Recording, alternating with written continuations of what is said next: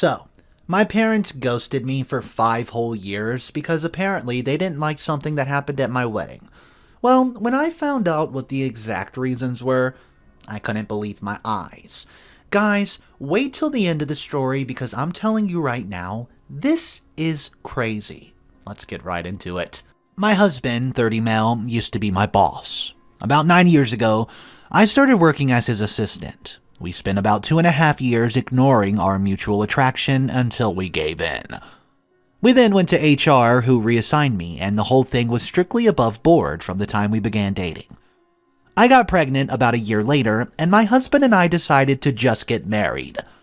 While we've only really been dating for about 1.5 years, we knew each other completely. We loved each other, lived together, and there was a baby on the way.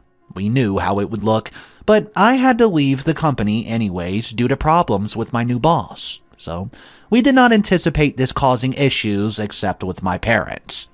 They, 62 male, 57 female, have always been overprotective, so I knew they would not like me dating my boss, and I had not told them. But I had to tell them if I wanted them at the wedding. We decided to be mostly honest with them about how it was strictly professional until, well, it wasn't.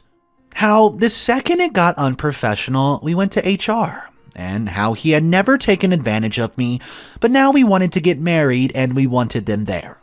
We did not mention the baby because, well, I felt that giving them that information in addition to the rest of all this at once could break them. I was only about 4 months along when the wedding happened, so the bump was easily hidden by a flowy dress. The wedding itself went on without a hitch, apart from my mother pulling me into the bathroom shortly before the ceremony to ask if I was sure about this, which I said I was. My parents seemed to take it well. The ceremony had reception where at 2 different venues, and we had to travel from one to the other, and my parents never arrived at the reception. Well, I called them and they got ignored. And then my brother called them and they told him that they were going home. I don't remember the exact reason they gave, but it amounted to them being tired and uncomfortable. I tried to contact them after the wedding, but found that I was blocked on everything except email, which I used to send them a long letter essentially saying that I'm an adult who made an adult choice, and I hope they can respect that. 5 years later, I've not heard from my parents since my wedding. My husband and I are not big on social media in general, but I recently posted something for our 5th anniversary, in which I mentioned our 2 children and third on the way. Within a month of making this post, my parents left a voicemail saying they saw the post, and having had no idea that they had grandchildren previously, now want to meet them. I haven't responded, and there's been a few follow-ups since then asking why I haven't. I don't know what to do, but my gut instinct is that 5 years is just too long, and it's about the kids, not about them respecting my choices or relationship. However, I can't help but feel that I'm being unfair, and my brother agrees, because I told them in my email that if they could learn to respect my choice and my marriage, eventually, then we could talk. And now I'm retroactively applying a time limit. Quick edit. I can't find a way to work this in organically, but just so you know, my husband's not white. I am, as are my parents. I don't think this is a race thing or that my parents are racist, and neither does my husband. And we don't understand why they would want to meet our mixed-race children if they were racist. But this element is still gnawing at me. Should I reach out to them? If I did, how would we go about rebuilding the relationship? What's up, guys? Mr. Reddito here. This story is absolutely heating up. I have a full update for you that came out just shortly after the original post. If you're not subscribed to the channel, make sure you click that subscribe button just in case an update comes out later, and you will not want to miss those updates. Alright guys, update number 1 for story number 1. I asked to talk yesterday. We were on a Zoom within an hour. It was my parents and me and my husband. They asked to see the kids, and I said they could see them eventually, dependent on them earning our trust, and convincing us they were going to be positive additions to the kids' life. They asked to start by reading me a letter that they claimed to have written on my wedding day. It said that they were uncomfortable with me marrying my former boss, as they thought he took advantage of me. So they left between the wedding and reception to avoid a scene. But they wanted me to know that they were here for me despite their issues with him. They added that they would have sent this to me morning after my wedding, but then I sent my email about them needing to respect my choices, and they were so ashamed. They couldn't bring themselves to send theirs. Seeing my anniversary post made them realize how much they've missed in 5 years, and they really just don't want to miss any more. Well, I had some questions, like what's the big deal and with me marrying my former boss? They said that it just wasn't what they had in mind for my wedding day and my future spouse. I asked why they even came to the wedding at all if they did not support the marriage. My dad responded that he wanted to walk his daughter down the aisle, as it was the only chance he'd ever get. The way it was phrased implied that they had intentionally only came to the wedding so he could give me away, and always planned to leave halfway. And because he said, quote, my daughter, and did not talk to me directly, it was pretty clear he was thinking about my older sister, who passed away. My husband caught that too, and said that if they were talking about me, they should address me directly. Then added that if they planned to leave, they should have told us all and we would not have invited them. And the fact that they waited 5 years to reach out was going to take more reason than shame as a father. He didn't understand how they could ignore their daughter for years, or only get in touch when it had children involved. Well, my dad snapped and said he wasn't going to take this from a beep. A slur, meaning a dark-skinned person. My mother immediately tried to run damage control, but I just ended the call. They have since messaged me several times trying to explain that calling my husband a racial slur wasn't indicative of a racist attitude. And he would not have said that in front of the kids, so they should still get to meet them. I've spent 5 years wondering how they were so offended by me marrying my boss that had earned no contract for half a decade. Turns out they're just racist. It's almost nice to find out if it was just the boss thing. I would have sympathy for them, and we might even be able to reconcile. But with this, it's now just a question of if I'm going to knowingly expose my mixed-race children to a couple of racists, which I am obviously not going to do. Well, that was a wild ride. Let's read some comments. It's really odd when racism clashes with controlling grandparents' urges, but there you go. Honestly, don't know what they would have thought was going to happen here. Glad OP did not subject her kids to those people. Comment 2 replies. I'm 99.999% positive that they tell people that they can't be racist because they have mixed grandchildren, forgetting to say that they've never even met them. And the third and final comment says, I think you're right. This is it. As a biracial kid, my white family often uses my family as a, quote, can't be racist because of me, despite the grandparents having called my father slurs. Guys, if you've had any similar experiences with this, drop your comments down if you want to share, and I would love to know your thoughts on this story. You know I love reading all the comments, so comment down below and let's talk about this. Now we're going to turn our attention to story number 2. It's an Am I the A-hole story, and the title is, Am I the A-hole for weaponizing my femininity by crying since the teacher would not stop another student from harassing me? For a little backstory, I'm 15 and I lost my mom when I was 5. Dad raised me alone until last year when my second dad, whom I call Papa, moved to our home. Now we're a happy family of 4, me, 2 dads, and a dog. I'm not ashamed of my family, so I never hid it. I'm not really popular at school, so I just really told my friends that it was all good. Until about 2 months ago, a boy I'll call Duncan. He found out. Duncan started simple jokes like, wow, which one of them is the mom? Which I promptly told the teacher, Mr. Smith, who was like, he's just trying to understand. If you want people to understand, you have to be patient. Duncan started to escalate with, enjoy your time here. It'll get worse when your sinner family goes to hell. And once again, I went to Mr. Smith, who says, you can't be prejudiced with his religion. It's wrong in the Bible. He's just trying to understand.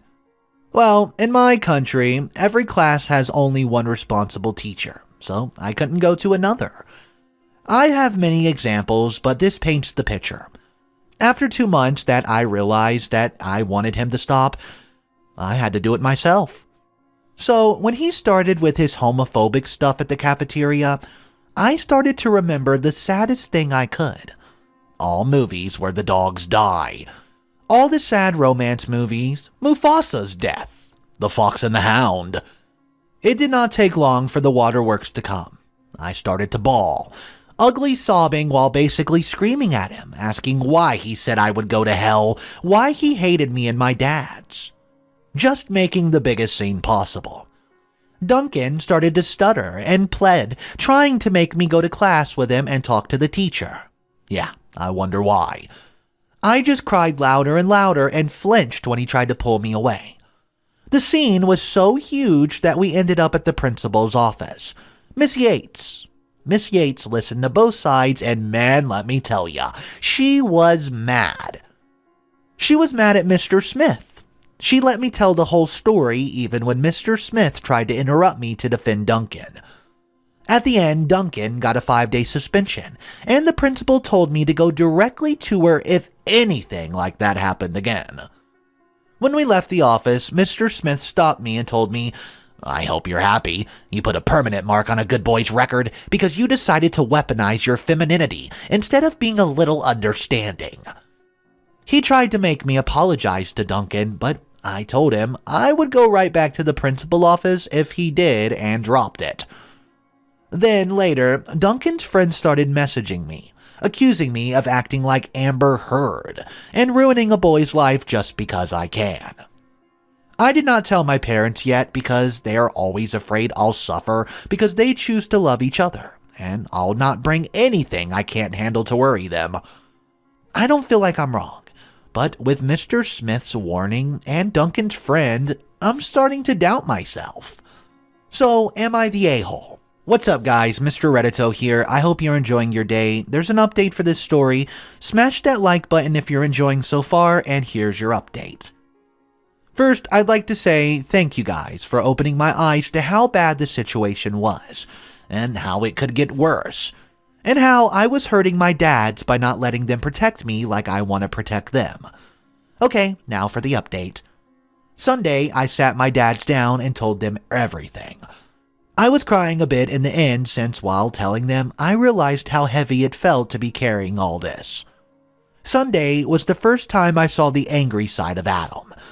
We'll just use names since the nickname I use in my language clashes with English. Not at me, but like Mr. Smith. He saw red, but the first thing was to reassure me I was not in trouble and would never be for fighting against bullies. Dad did not talk much. He seemed so sad and shocked just holding my little hand. But Adam talked more than I've ever heard about his past.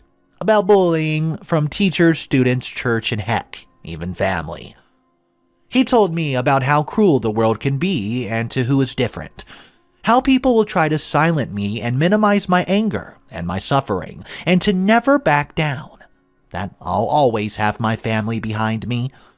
He thanked me for loving them so much that I was willing to fight for them, but told me that I was the child here, his child that he never imagined he could have, and that he would protect me at all cost. I didn't realize how much he loved me. I knew he liked me since, well, he's my family, but I felt just as loved as when Dad tells me he loves me. It was very nice and warm feeling. Adam and Dad went to school with me on Monday, straight to Miss Yates' office and told her everything. About the text messages, and I still had them on WhatsApp. About Mr. Smith, and I explained the bullying and more details. Their conversation was long, and after I gave all the info I could, I was asked to leave to class while they talked, and only knew the result once I got back home. My dads gave Miss Yates 2 choices.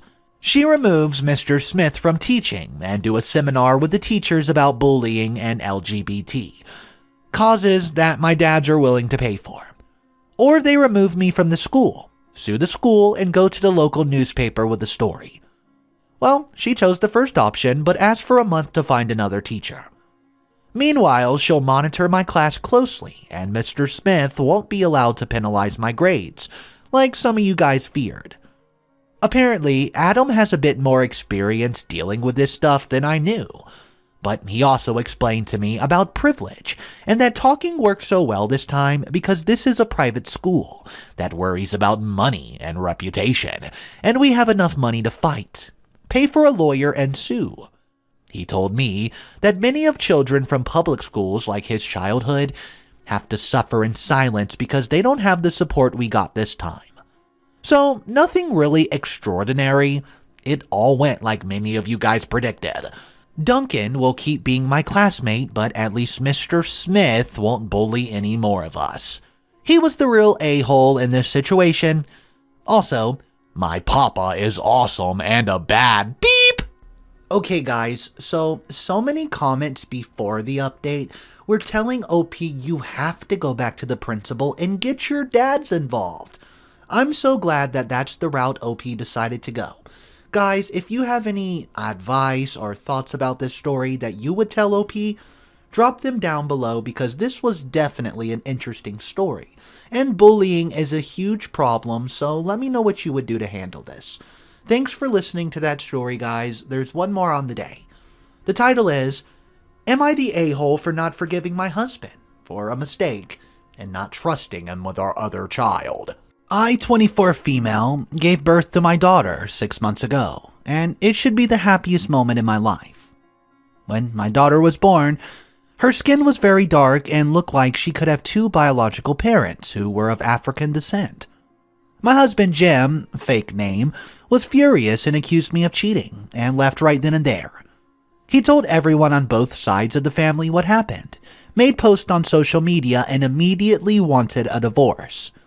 His family and a lot of our friends all called to say how upset they were at me, and called me really nasty names. My mother was by my side the entire time, and I kept professing my innocence. Jim refused to pick me up from the hospital, threw my stuff out on the lawn, and changed the locks. So I had to stay with my parents. When my sister called to ask for the baby stuff, Jim texted me a picture of the bare nursery room and said he got rid of everything. He even destroyed my art studio. Well, I like to paint and the art I made, and told me my work was just too awful to sell anyways. I was disgusted and distraught and tried to focus on my baby.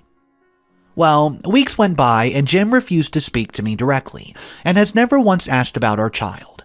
Eventually, he agreed to do a paternity and he was 100% the father. No one could believe the results and it was done again. Yep, Jim's the dad. Around the same time, one of Jim's cousins did the ancestry thing, and there was around 30% of African ancestry in the family. This combined with a test Jim's paternal great-grandmother admitted to, she had an affair around that time Jim's grandfather was born, and was because he could pass, she just assumed her husband was the father. Since then, Jim has been reaching out and everyone has come to apologize. And while it did feel good to feel vindicted, the damage has been done. I can't unhear or unsee all the horrible things that was said and done. Not just to me, but my child as well. Jim made some very racist remarks. Things that I thought he would never say, and he did it so easily. Regardless of what our daughter looks like, I don't want her to be around that. What else will Jim and his family say or do the next time they get mad? How are they going to treat our daughter when she does something that upsets them? Jim has been begging for forgiveness. I say I needed time. And he asked to see the baby, and I let him, but I'm too afraid to physically hand her to him.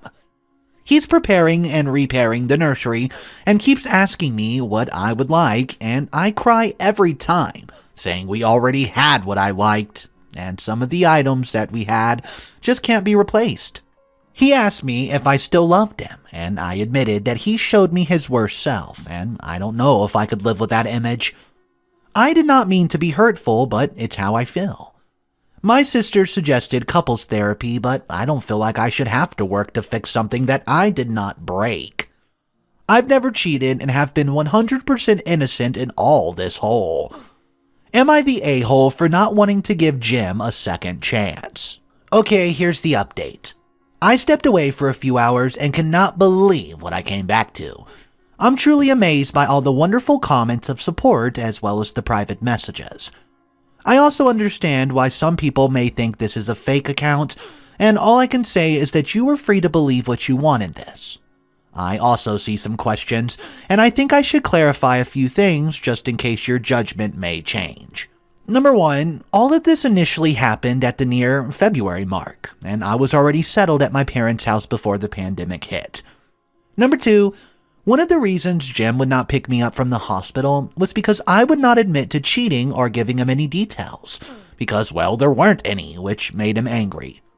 Number 3, based on the pictures Jim sent me, he didn't take a sledgehammer to the crib. He just took some stuff down and returned it for the money or gave it away. While deeply hurtful, I wouldn't call it violent, but maybe it is. Number 4, online he announced that I, quote, pushed out a dark-skinned baby and was going to say he was divorcing. His family started with racial comments and eventually he started doing it too, but only through my family. He refused to speak directly. And number 5, once the truth came out, everything he and his family post, they all took it down. But I and a few friends still had screenshots and Jim never wrote down his racial remarks. Number 6, while he didn't say any of the racist words, he did make comments about our daughter being a welfare princess and how I was going to be just another baby mama. And finally, number 7. Just to clarify, Jim is white, and I'm at least half white. One of my parents is adopted. With everything that's happened, they decided to do the ancestry thing too, and we should be getting the results any day now. Final update. Thank you all for your words of encouragement a couple months back, both in the post and the DMs. A lot of things have happened since my initial post, and I just needed time to process it, and be in a place where I can write about on social media, so here it goes. First, my parents, who was adopted, did the Ancestry 23 thing, and it turns out that Jim was not the only one who had African ancestry. My parents had at least 45%, which means I have at least 20%, and I'm legally separated from my husband now, with primary custody. I'm living with my parents until further notice. He still keeps apologizing and wants me to come back to the house. He even offered to leave so I could stay with our daughter, but I don't want to, and really like having the support of my parents. My dad's retired, so he does a lot of the babysitting, while my mother and I work remotely. I do go to the house ever so often so Jim can see his daughter and for couples counseling via telecom. In one of the sessions, Jim confessed something really hurtful, and some of you guessed right, he cheated. It was while we were dating, before he proposed, and his treatment towards me was a projection. It was with his ex-girlfriend, who had cheated on him, and he hooked up with her as an ego boost. He started to feel guilty, but was too scared that I would walk away to ever confess. Jim also admitted that he was scared when I got pregnant. Our baby wasn't planned, and very anxious about being a father, but just pretended to be excited because he did not want to look like an a-hole. My husband was so willing to believe that our daughter was not his because he thought that he had an out. Now that he knows our child is his and has spent time with her, Jim regrets everything and just wants his family back and is willing to spend the rest of his life making it up to us. This was all deeply hurtful, and I've cried about it more than once. Jim's been lying to me, and my ability to trust him has not improved at all. When the holidays came around, Jim's parents asked about seeing their grandchild, and I didn't want to. They told me that it was selfish of me to keep her away, and I reminded them of their past. They said they've already apologized and tried to minimize the situation. They said that I can't be angry forever and that I need to learn to forgive them. I'm so ashamed of ever loving and marrying into this family and wonder why I did not see this before. I've decided to contact a lawyer and will be filing for divorce after my daughter's first birthday. Well, that was an intense story, and it makes me want to go take a DNA test. I've actually never taken one. I've had my parents take one, and they came back mainly Irish and Scottish. Let me know if you've taken a DNA test in the questions below, and let me know your stats. Let's read a comment though related to the story. You're not the a-hole, brave lady and mama. You're right to think the way you do, and you'll be protecting your daughter. He needs therapy to deal with his racist ways. It took him 3 paternity tests and a DNA profile and an admission of an affair from his great-grandma to believe your daughter was his. I wish you nothing but the best that the future has to offer, but I don't think your husband's going to be part of that. Guys, what do you think of that comment? Do you think that that's going to end up being true, or maybe not? Let me know your exact thoughts, drop them down below. Thank you so much for tuning in. Subscribe to the channel if you want to, because there's daily videos across all channels. Alright guys, have a wonderful day.